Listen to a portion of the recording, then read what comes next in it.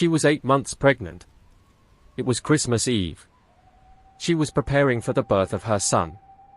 By nightfall, she was gone. Months later, 2 bodies would wash ashore in the San Francisco Bay. And the man who once smiled beside her would become one of the most hated husbands in America. This is the story of Laci Peterson.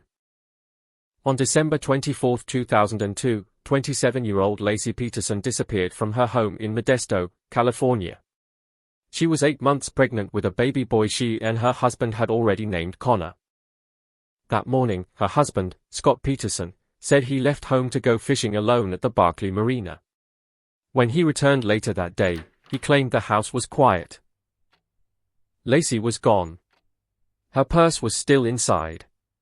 Her car was still in the driveway. And the family dog was found wandering the neighborhood with its leash on. By that evening, Laci's family reported her missing. What began as a desperate search would soon become a national obsession. Volunteers flooded the streets. Flyers covered telephone poles. The media quickly picked up the story, a pregnant woman missing on Christmas Eve. Search teams combed nearby parks and neighborhoods. Scott Peterson appeared in interviews, saying he loved his wife and wanted her home. But behind the scenes, investigators were uncovering details that would change everything. Because while Laci was missing, Scott had been living a secret life. Police discovered that Scott Peterson was having an affair. He had been seeing a woman named Amber Fry. What shocked investigators even more was what Scott had allegedly told her. Weeks before Laci disappeared, Scott reportedly said he had lost his wife, and that this would be his first Christmas without her. At the time he said this, Laci was still alive. When Amber learned Laci was missing, she contacted police and agreed to record her phone conversations with Scott. In those calls, Scott continued to lie. He claimed he was traveling abroad. He attended candlelight vigils for Laci while secretly speaking to his girlfriend. Public opinion began to shift. The grieving husband image started to crack. For months, the search continued with no sign of Laci. Then in April 2003, a terrible discovery was made. The remains of a baby were found along the shoreline of the San Francisco Bay. Soon after, the body of a woman was discovered nearby. Dental records confirmed it was Laci Peterson. The baby was identified as Connor. The location where the bodies were found was near the same marina where Scott claimed he had gone fishing the day she vanished. Days later, Scott Peterson was arrested. The trial began in 2004.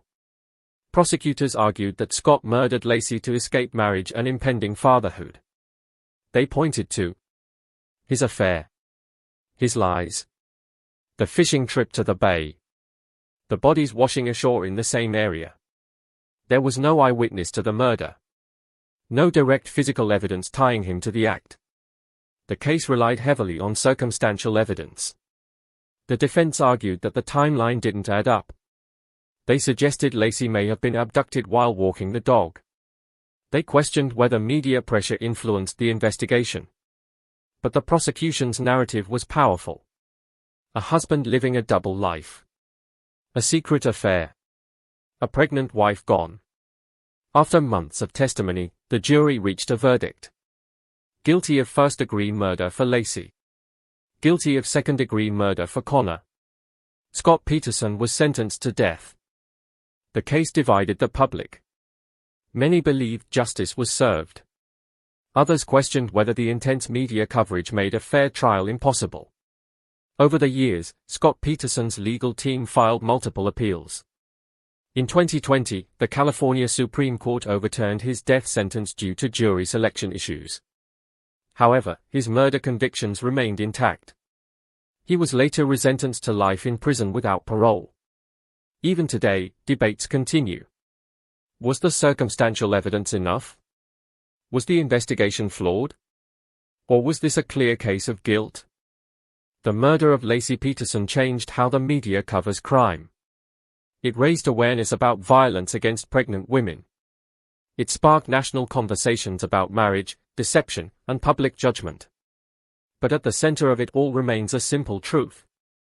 A woman lost her life. A child never had the chance to live. And a family was shattered. More than 2 decades later, the case still sparks arguments. Some see a calculated killer. Others see unanswered questions. But for Laci Peterson and her son Connor, the debate changes nothing.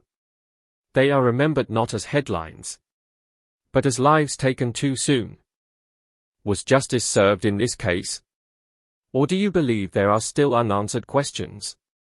Let me know your thoughts in the comments. Subscribe to Dark Case Files for more real crime. Dark truth.